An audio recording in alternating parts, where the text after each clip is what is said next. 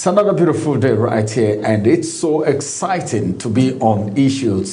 Today, we are going to be looking at something very different, something very important. We need to look at how the people are doing, how the people are faring under this administration. A lot of people have talked about this. Times without number, you hear people talking about the All Progressive Congress. You see Nigerians reacting with different perspectives, different opinions, and people always have their own say as citizens of this country. On Issues today, we will look at the activities of the All Progressive Congress APC and its impact on Nigerians. My name is Ramsey Enoch. It's good to have you join us on the Issues today. I have two guests on the program as usual. You know how we talk about things on issues. Just stay very close to your television set. You can also contribute by following us on our social media platform at Global TV NG, and you can send your reactions right there. We will attend to it and give you feedback from here. As it is, a lot of things have happened since the All Progressive Congress took over. This is the second administration of the All Progressive Congress after the late President Muhammadu Buhari. And of course, now we have His Excellency, the President of the Federal Republic of Nigeria, in the person of Ahmed Bola Tinubu. And so much have happened under this administration, and it's worth looking at, because day by day on the political scene, you hear of different things. Is it Rivers State you want to talk about? Is it what is going on in Kano State? Or you want to talk about the subsidy removal? Is it the economy you want to talk about? Or the defection of governors into the All Progressive Congress and the insinuation that we are about getting into a one-party system, which a lot of people have said it's not possible, but some other persons have said that's exactly where we are marching to. Well, all of this will be discussed on the Issues today, and after this break, we'll bring you the full detail and the discussion on these very topical issues. APC, its impact on Nigerians. Let's go on a quick break. After this break, we'll return and we'll get into the issue for today. Stay with us.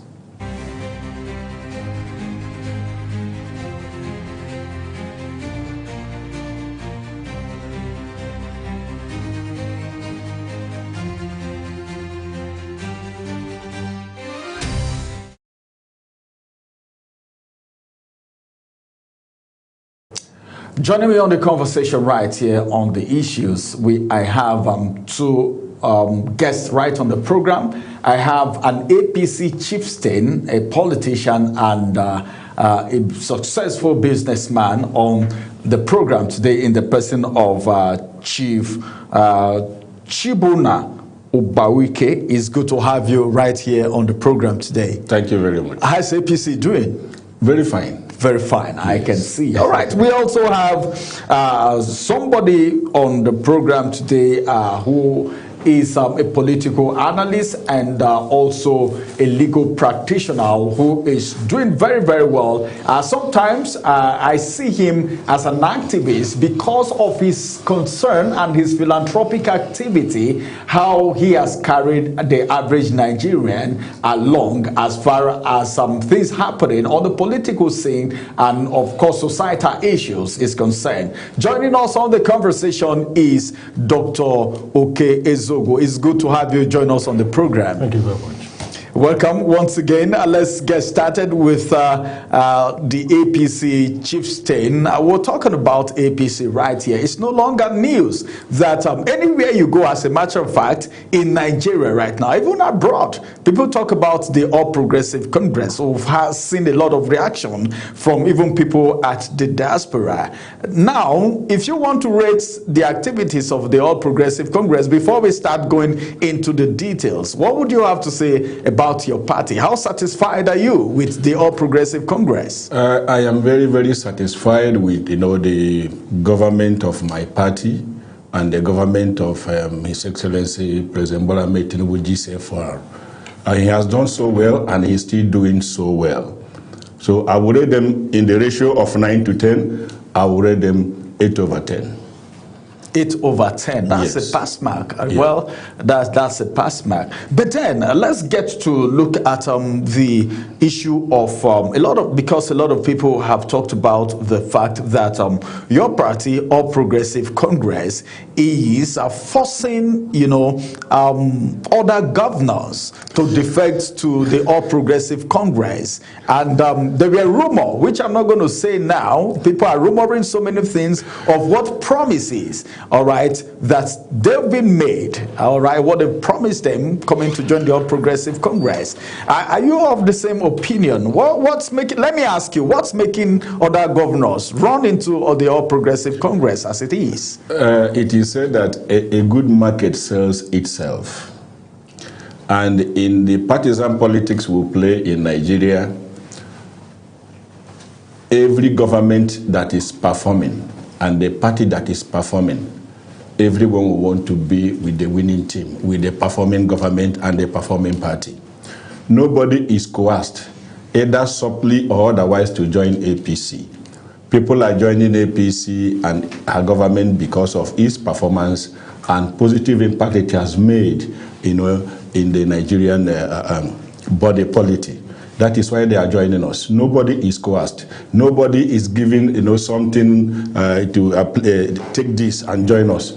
Nothing of such is happening. But it is based purely on their personal conviction that APC is performing, that the present government of President Bola Ahmed Tinubu is doing wonders, and they want to join the winning team. Besides, you should know that the politics we play in Nigeria is the politics of interest.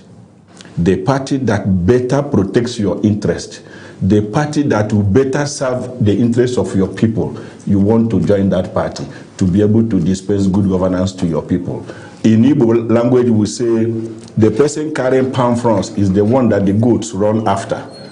If you grew up in the village like I did, when you're coming back from the farm and you are carrying palm fronds, you will see goats running after you. So the party that is in government dispensing good governance to the people is the one that people will want to join the party and the government, so that together they will join hands to build a virile government, a virile society that everybody will be proud of. That is what is happening to APC and our government presently. But do you think that is good for our democracy? Everyone being in one party? Everyone will not be in one party.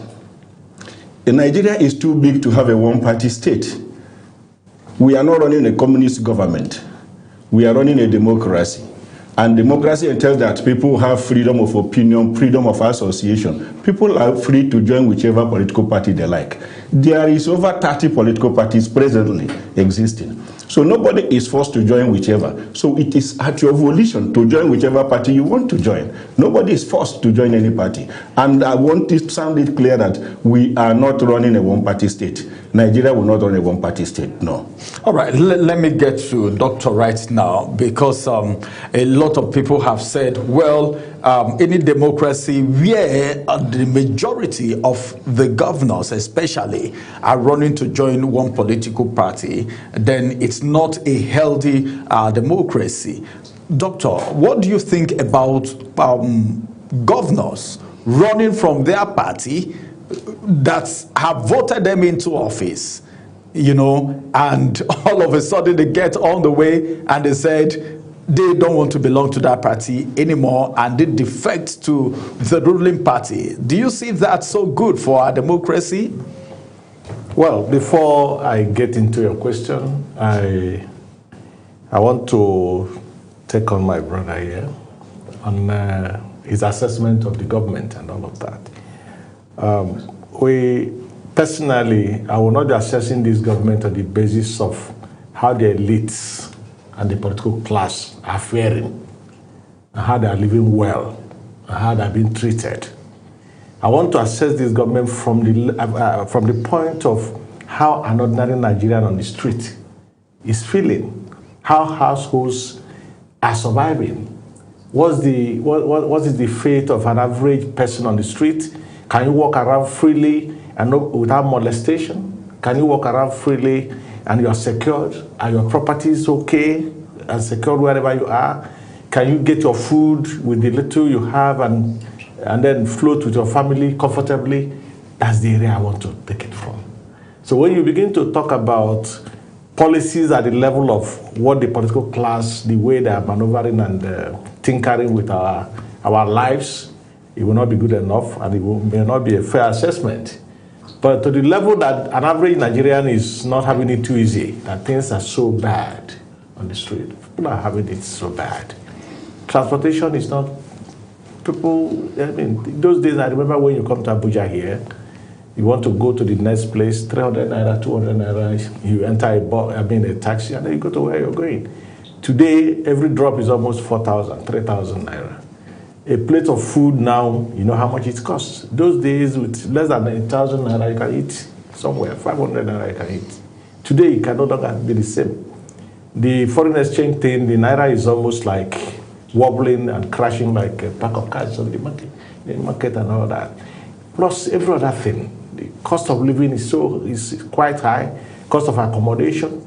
Many people are sleeping on the street and all that. So let us I'm assessing it personally from this level. Not at the level of how the political class are living well and driving big cars and flying in private jets and all that. If you take it from that angle, and that appears to be where my brother is going to. Then the other question about why the governors are probably jumping ship and all of that. Well, in the history of this country, I've said it in this studio once, I've never seen a situation where a ruling party gets too interested in happenings in other political parties than now. What is the attraction? A governor who is elected on the in under a political party, and all of a sudden he wakes up one day after horse trading and all kind of maneuvering, and then he decides, I'm going over to the next party. There's a disconnect here, because we're talking of disconnect with the people. The elites can always stay in the comfort of their bedrooms and say, okay, all of us are going to this other party. Have you asked the ordinary person on the street who voted for you from the beginning? You've not done that. The people in the village, who obviously are the people who are going to vote in the elections, assuming their votes are to count, have you asked them? The ordinary member of your party, did you carry him along as you're moving over to the next party?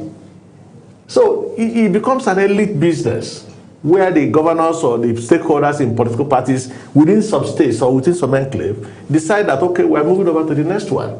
And then they move. And they assume practically and in real terms that every other person is with them. And I think that's a false sense of illusion they're into. All right, let me get to Chief. But Chief, was he talking about governors defecting? There have been some problem in some quarters where somebody is defecting and they say, everybody must follow me to the party, or if you want to be my administration, if you want to be, you must follow me to my party, the party I'm defecting to, or you leave. That is one. Is that correct? That's one. Then secondly, the issue of hierarchy has caused problem in some parties, because of people who are defecting from one party to the other, not just your party alone. When somebody will say, who is going to be the leader of the party in this state? Okay, I don't want to mention states. You already know it, and that's the reason you're smiling. The problem is like he said, it's like trying to tear the people at the grassroots apart, and I don't think, if you believe that is good for our democracy, why do we have it like that? Now, before I get to that, I want to respond a little to what he said about the cost of living being high. Cost of living has always been high, even in advanced economies. Accommodation in the US, let me give you an instance. We have people that are homeless. They sleep on the street. In advanced economy, people have always slept under the bridge in Nigeria. It did not start now. But is it in the same proportion as it were before? No is the answer. Yes, things are hard, things are tough because of changes, transformative changes that are taking place. No transformative change that does not come with pain, but after the pain comes the gain. So everybody that he knows, he's well exposed, he's read, he's a lawyer, he knows that every transformative change comes with pain, and after the pain there will be gain. Now let me come to the issue of the governors decamping to another party. There is no law barring any governor from leaving the political party that sponsored his election to another party. There is no law in Nigeria today. Only the law will come up tomorrow. But presently, there is none. The people that the law prohibits when they cross carpet, if there is no division in their former political party, are the legislators. We could recall that at a time between 2003 to 2007, the vice president then, His Excellency Atiku Abubakar, they come from PDP. A serving vice president, they come from PDP to AC and was running for an election. In 2007, ran for an election as a serving vice president under another political What do you party. call that? It is his right. The law allows it. He did not make the law. I don't know whether you understand. It has been like that. So there is no law barring any governor from decamping from a political party to another that he feels will protect his interests and the interests of his constituents. Like he said, before such decamping, or leaving this place to another happens, there are consultations. Political leaders are consulted. And you should know that political leaders speak for their followers, because a political leader represents a constituent. So he is their mouthpiece. Consultations are held, and they weigh the options. If it will be favorable for the decampees and their constituents, they go ahead to decamp. It is allowed. And the governors that have been decamping, to the best, to all intents and purposes, and to all that I know, to the best of my knowledge, have done so in the best interest of their states, in the best interest of their constituents, and in the best interest of Nigeria. You are talking about who is the head, who is the leader, or whatever. Yes. When you come to a state, there are political leaders and there are party leaders. When you have a party leader in APC, my party, a governor is the leader of the party in his state. But a governor that is very sensible enough, that knows he has political leaders, will always work together with his political leaders so that they will deliver on their mandate. If you choose that you are the party leader and you want to lord it over your political leaders, it will not go well. They will revolt. That is how it is. So, all right, let's look at, I don't know, you want to react to that? Well, not practically reacting. I'm only worried that, like he said, he's talking about people being consulted. But we've had coercive languages, coming out from these so-called political leaders, who practically are threatening their appointees that you must go with me. If you don't, this will happen and that. And of course, some of them have lost their seats in the process of not joining the governor in the next party.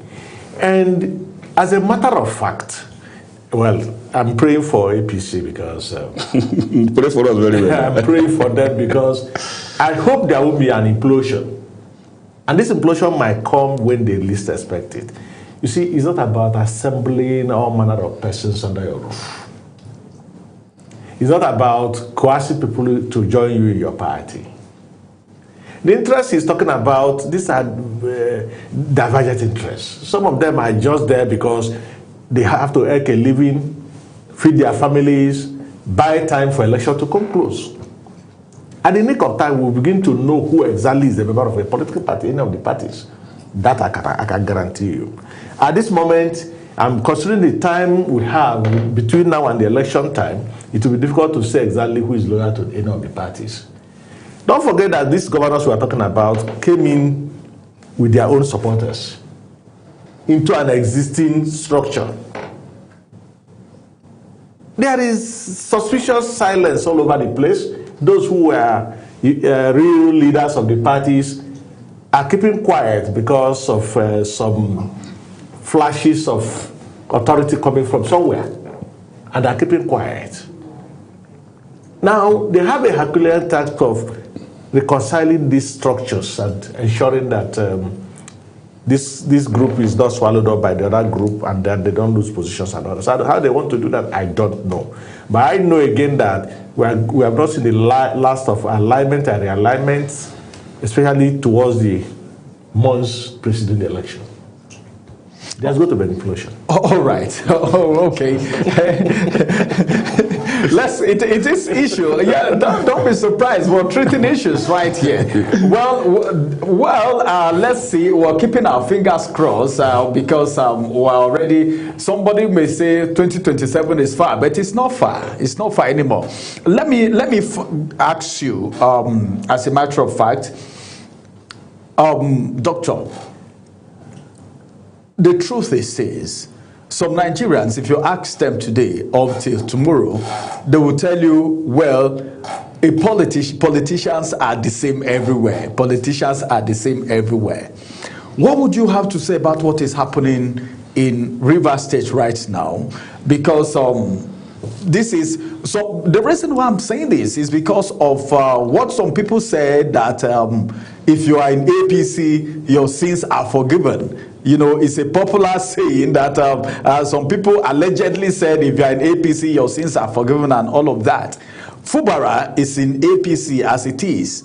But with what is going on, can we say Fubara is a true member of APC because of the situation, the impeachment that is going on, impeachment procedure that is going on against it? Generally, what would you have to say? The reason why I'm asking this question is because it talked about political leaders, all right, and of course politicians and governors who are the leaders of parties in their states, but then they also have to work with the political leaders in the state. What is your assessment and your view of what is happening in Rivers State before I get to Chief? Well, we have always known over the years that we have godfathers. Even those that try to fight godfatherism in the past later became godfathers themselves. Talk of Edo State, for instance. I remember when our friend, the comrade, Senator Adams Oshiomhole, was up in arms against Anenes and the rest of them, you know, because they were godfathers and anointed, and they were people anointing and nominating people. He fought them. Today he's a godfather. And we saw his activities in the last election in Edo State. So it has become a norm, you know, for every one of them to become a godfather. And it is almost like becoming a ritual. Everybody wants to be a godfather, where he sit down in the comfort of his room and begin to say, this person will be the governor, this one will be the senator, this one will be that. And that is the distortion we have in our system. Now, talk about Rivers State. Of course, from every intent and purposes, we all know that the FCT Minister, Chief Nyesom Wike, was instrumental to the emergence of Fubara and almost every of the political elected officials and the rest of them in the state. We know all of that. He obviously has a structure that is in charge, that appears to be in charge of every segment of the political climate in Rivers State. I have so much respect for him here in Abuja. He's doing so well. As a person, I lived in Port Harcourt for a number of years. I worked in government and I was in Port Harcourt, even when he was just coming up and all that. And I know him. He's a very pragmatic fellow. He works so well. He delivers wherever he wants to do anything and all that. My disagreement with him is on the approach, you know, in trying to, you know, establish and permanent his hegemony over Rivers State. That's where I disagree with him. You see, our people say when you go hunting today and then you are not able to catch a big animal or something, tomorrow is another day. You can still go back and look for a bigger animal. Now, if for any reason, well, if what we are seeing and hearing as the agreement that is instrumental to the whatever is the problem between him and Fubara is to go by, then I don't know how to classify that. Where a governor is not going to appoint commissioners, where a governor will not appoint local government chairman, where a governor will not, you know, a lot of don't do this, don't do that. You can't come to Abuja unless you take permission from me. You can't join the governor's forum and all of that. You cannot move out of Abuja, Port Harcourt to Abuja to, you know. I hope and wish that what we saw as an agreement paper is not true. Because if it is, there's nobody anywhere, even if the person has no legs and hands, that will not resist that. And that's what I see playing out in Port Harcourt, in Rivers State. Oh, all right. Chief, as it is right now, it is glaring that there is fire on the mountain in Rivers State. Let me come in. Thank God you are not a politician, thank you. You will not understand the dynamics of power play. Before I get to the Rivers issue, I want to address the implosion in APC he wished. I'm not wishing. It is a wish. It is it still remains a wish because yes, I consider the fact that there is still going to be alignment of forces as we get closer to the 2027 election. We are in election year. 2026 is an election year. The campaigns very soon will start and everything. So preparations starts as we progress in the course of the year. Now, yes, when people they come with their followers and the structures they have to come into an already established structure, like he said. Now, their meetings are held. Now, positions, there are bound to be positions, give and take, which gives a win-win situation for both parties, so that everybody will be in sync with what is happening. And if there are bound to be disagreements, because it is a human institution, we are imperfect, and you don't expect everything to be 100% seamless. But there are situations that are on the ground, mechanisms that are put in place to resolve issues that will arise in the course of, synergizing the structures so that they work together. So I want him to have it in mind that we are going to manage it. APC has been known to manage its internal issues. I'm not allowing it to snowball into, crisis of unimaginable proportion. That being the case, with the issue of Rivers State, what you said you saw on paper is a hearsay. Nobody,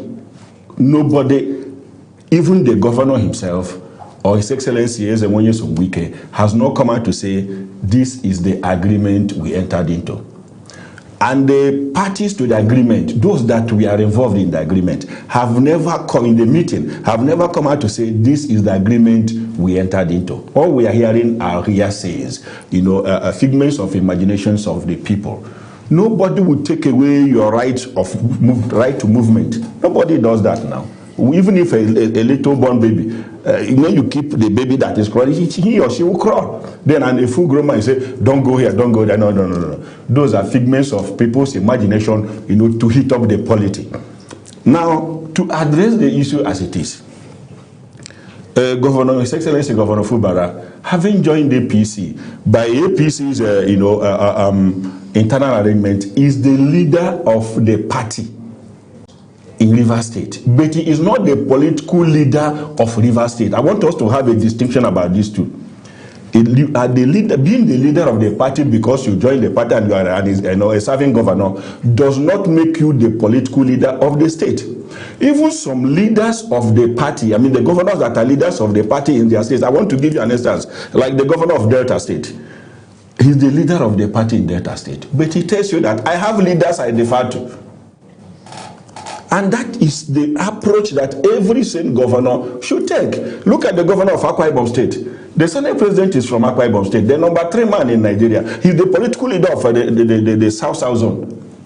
The governor is the leader of the party in Akwa Ibom State, but he differs to other leaders. You don't see him mounting, I am the leader of the party, I am the leader of the party, want to superimpose or superintend over everybody. No. For you to be successful, you will work with the leaders to make sure there is peace. Is Fubara superimposing?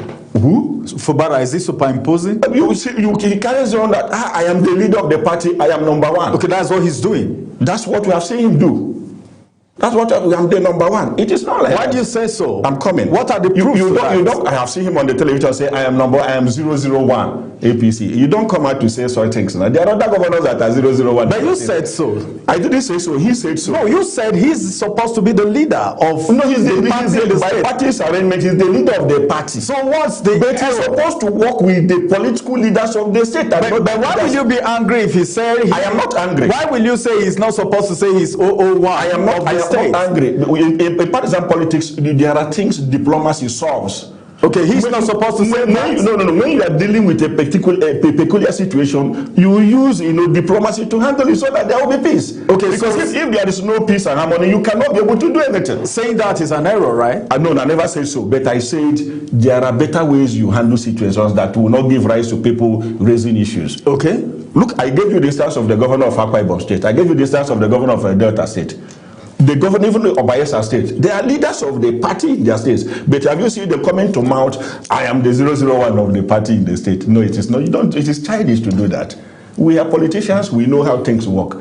What I expect him to do is to work together with his benefactor, the one that made him governor, the one that has the structures. Let me tell you this thing. Agreed, His Excellency Ezenwenye Somwike. He was a PDP governor, but he won Rivers State for APC. From this fourth republic from 1999 to this 2023, no other party has won Rivers State. Even when they used federal might against him, he defeated them. He won APC for Mr. President. Some APC governors could not deliver their states to Mr. President. They could not even secure 25% vote for Mr. President in their states. And some of them are the ones urging this man to fight this man. Because if they continue with that fight, it will not be well with APC in that state. Yes, they might work for Mr. President to win, but what of him when it comes to governorship election? What happens? So it is, let there be peace, let there be harmony. They should work together to make sure that they are on the same page to deliver both Mr. President and deliver a APC governor. All right. Let me just add a little to what he just said. Let me react a little. First of all, I'm surprised that the issue of who is 001 is a problem. You understand? Because I'm not defending Fubara, and I don't belong to any of the political parties either. But what I'm saying is, if Fubara said he's 001 in APC in Rivers State, what has that robbed any other person who is in another political party? I've not seen any. In any case, Chief Nyesom Wike, with due respect to him, a political giant, he has all it takes to accord him the position of a leader of anywhere, a leader anywhere. But what I'm saying is that Nyesom Wike is not a member of APC. So which party does he belong? He belongs to PDP. He was suspended. No. I don't want to get into the controversy about whether he's in faction A or faction B. But to the best of my knowledge, Nyesom Wike is not a member of APC. Chief, you're laughing. Is he in APC? Is he in PDP? Yeah, he's not in APC. Let my brother finish. What I'm saying is that if Nyesom Wike is not in APC, and somebody says 001 in APC, so where is the controversy there? And if he's a member of PDP, as it were, and somebody say, I'm #1 in APC, he can as well become #1 in PDP, and there will be no controversy. You see, the underlying factors responsible for what is happening is beyond what any of us can conjecture here. We can only guess. You understand? Just like he said, just like I pointed out, the papers we saw, if it's true that these were the conditions and the agreement reached, there's nobody that will not fight back. You see, there are levels you don't push people to. I'm not suggesting that Fubara should go and start fighting political leaders. No. After all, Nyesom Wike is not the only political leader in Rivers State. There are other political leaders. And like I said, we have godfathers all over the place. One drama is playing out in Kano State now. Okay, just hold it for a minute. Let's go on a quick break. When we return, we'll get there. Because the issue of Kano State is something I want us to dive into very well. Can I just say something before After the break, when we return, we'll talk more on what is happening in Rivers State. And of course, we will also we'll peep into what is happening in Kano State, because we have people here who will give us their perspective to what is happening in Kano State and Rivers State and the impact on the average Nigerians, because I must hit on that. After the break, we'll bring you more of the issues in APC and, of course, with the governors and the average Nigerians. Let's go on a quick break. We'll return after the break.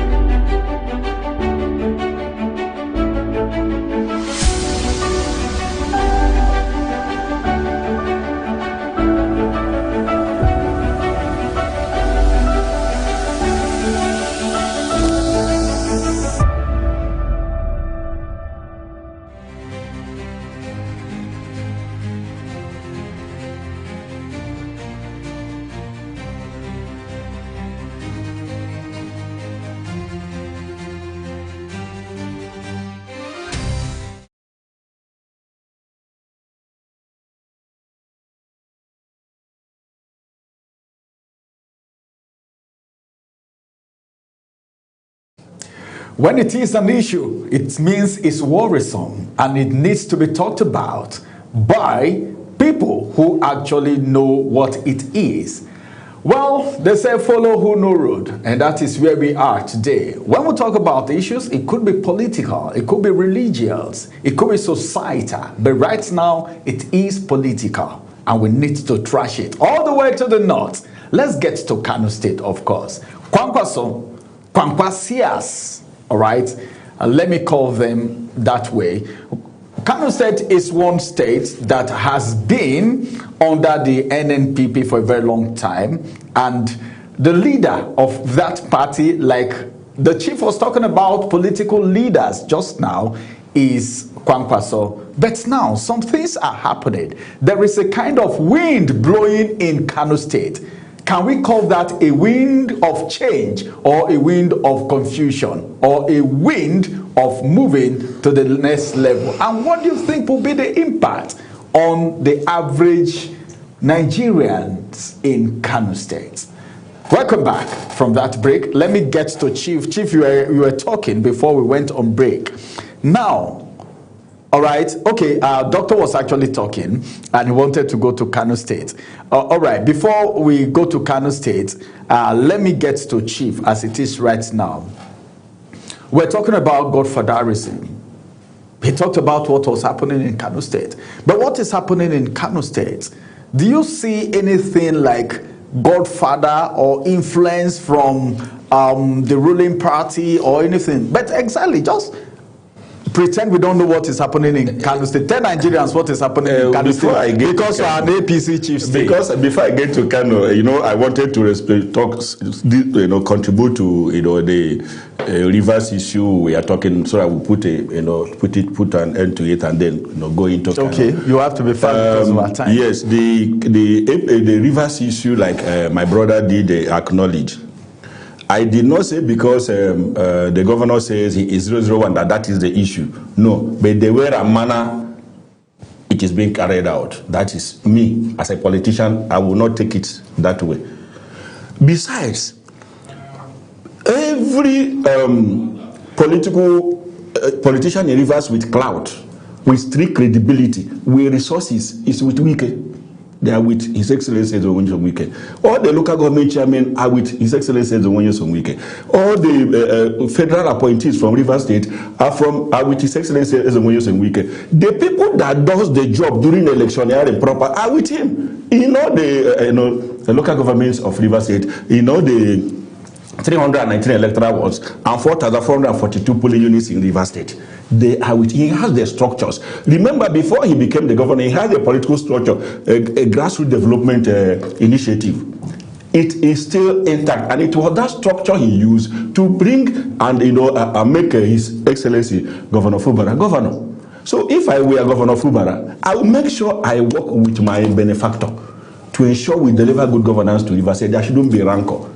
But some persons were saying since Fubara has come to APC, and everybody that you just mentioned, majority of them are in APC. Thank you. So don't you think for the interest of the party and the people of Rivers State, there should be harmony and unity in diversity? That is the reason, because it is only in Rivers State that you see APC and PDP are working in unison. It's not working happening in other state. Who made it possible? His Excellency Owonyesom Wike. All right, let's get to that harmony continue. Let's go to Kano. Now to Kano. The governor, we have read, because I've not met with him to ask him questions. We have read he wants to come to my party, and he is wholeheartedly welcome, because he has seen the good work that Mr. President is doing, and he wants to join the national grid. He is welcome. Being in Kano and with a party that has no other structure anywhere in Nigeria, made him a local champion. So let him join the National League and become a national champion, and then take national development to Kano State. He is welcome. All right, go ahead. You want to react? I saw your reaction. If you know the history of Kano State and politics, right from the post-colonial days, you appreciate the fact that the ordinary man, the ordinary person in Kano State, the Talakawas they call them, have a say in the government of Kano State. You can't do without them. Right from the days of NEPU, where Aminu Kano was in charge, Northern Elements Aminu Kano was there. He climbed, he carried the masses, the Talakawas with him and won elections.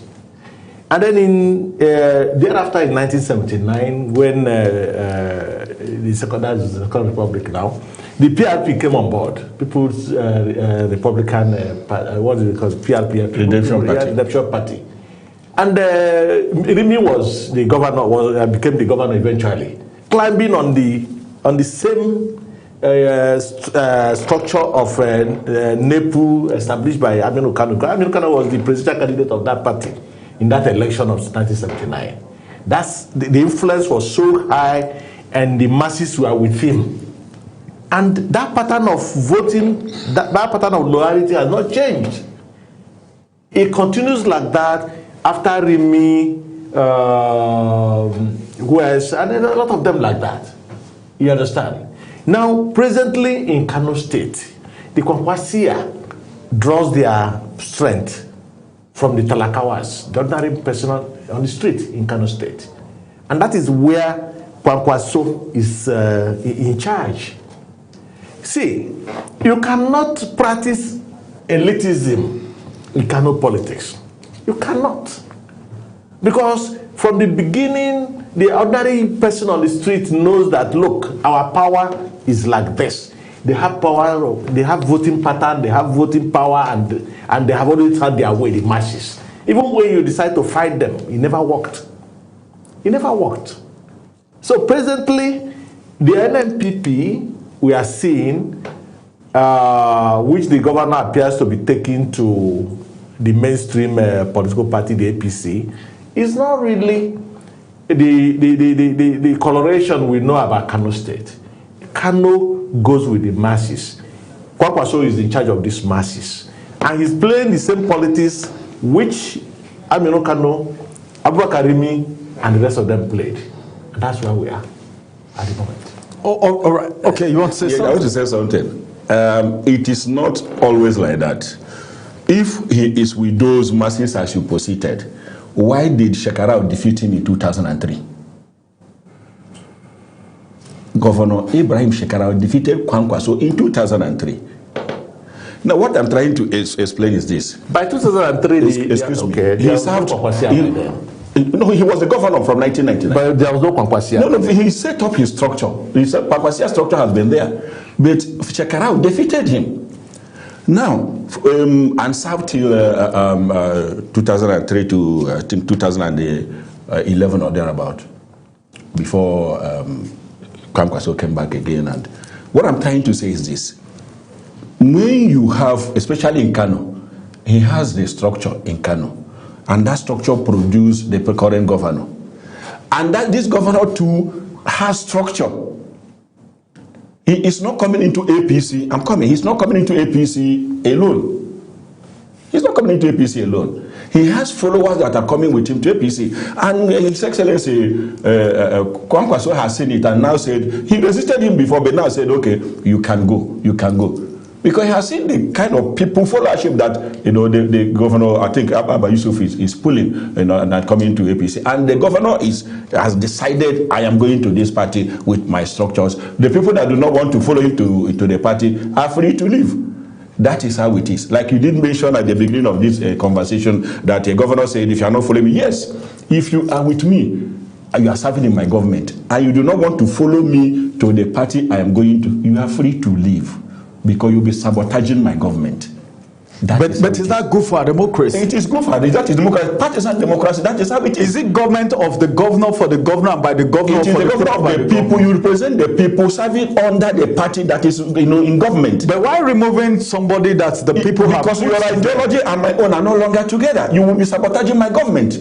So in order not to sabotage my government, I will wait. I will appoint someone that is in sync with me, who share the same ideology with me, with the new party I am going to, that will serve the interest of the people better.